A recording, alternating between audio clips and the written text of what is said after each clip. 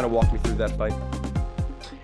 So going into the fight, like obviously, so I was supposed to fight this other kid, and then something happened, and then oops. You're good. So Derrick Ageday was like he was like the only other guy that like it was like on a week and a half notice, and I was like, fuck, I'm not gonna fight, and I sold all these tickets. I was freaking out.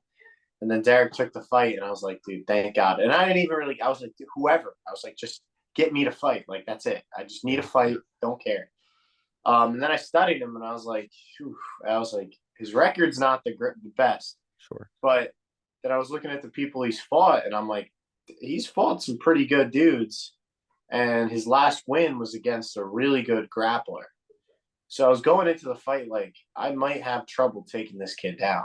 Like, and ever since he switched gyms, he's been on a 4-fight winning streak. Like he hasn't lost. And a couple people reached out to me and they're like, dude, this kid's not anything to sleep on, bro. Like, don't look at his record. And I never do. So then I felt him in the first round, and I was like, wow, this kid's actually really strong. It was a close first round. Yeah. And then at Dante, the gym I train at, Dante's, obviously, we are notorious for like cage grappling, like working against the cage. We have probably the best cage defense and cage offense, I think, in all of MMA. Like as collectively as a team, like you'll see all of our guys, we are comfortable against the cage. So then I was like, this guy's doing like good cage defense shit. And at that point, I'm getting tired. I'm like, all right, like I got to switch it up. And I like, cause I'm not destroying him against the cage and on the ground. Like it's going back and forth. And I was like, I'm not losing another decision. I was like, I'm not losing it all in general, but I was like, I'm not going to lose because I couldn't take this kid down. So I had to get creative. He kept tripling up on his jab, doubling up on his jabs. It's like, okay, like, and he wasn't really threatening me with his cross. And then there was one point where I kind of angled him towards the cage. And I was like, oh, dude, spinning back elbows there, spinning back elbows there. And I thought about it. I was like, oh, fuck it. I'm just going to send it.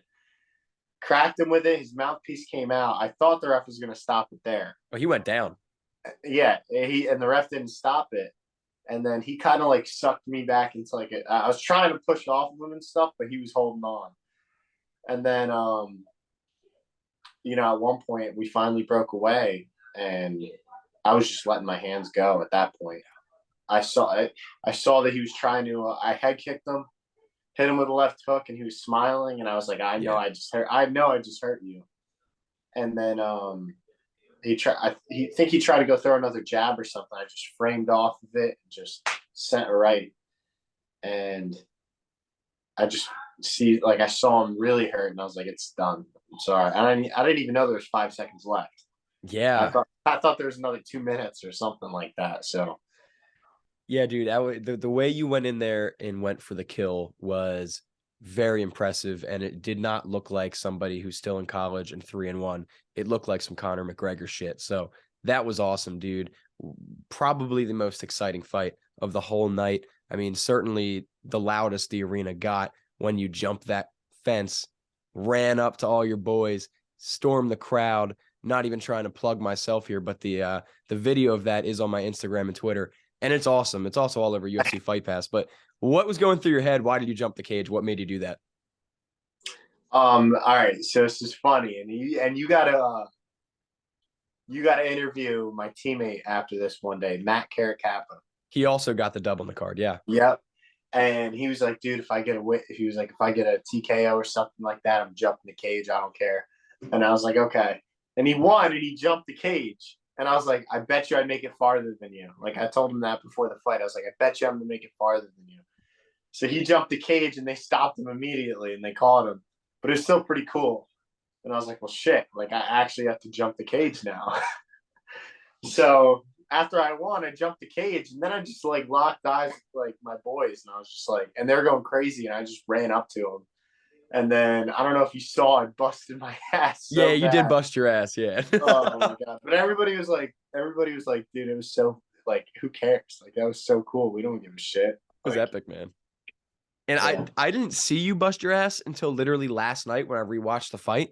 I saw you fall, and I didn't even notice. I was watching my friend, and she was like, "Wait, did he just fall?" I was like, "Oh my god, yeah, he busted his ass." That was really funny. But that's not on the video I got. So You see me like in the on CFFC's like on Fight Pass. You see my head. You see it just running, and then you just see it disappear. there's like a barricade, and it just goes boop. But hey, man, that was a hell of a moment. That was some Rocky Balboa shit. That was awesome. I was very blessed to be there and be a part of that.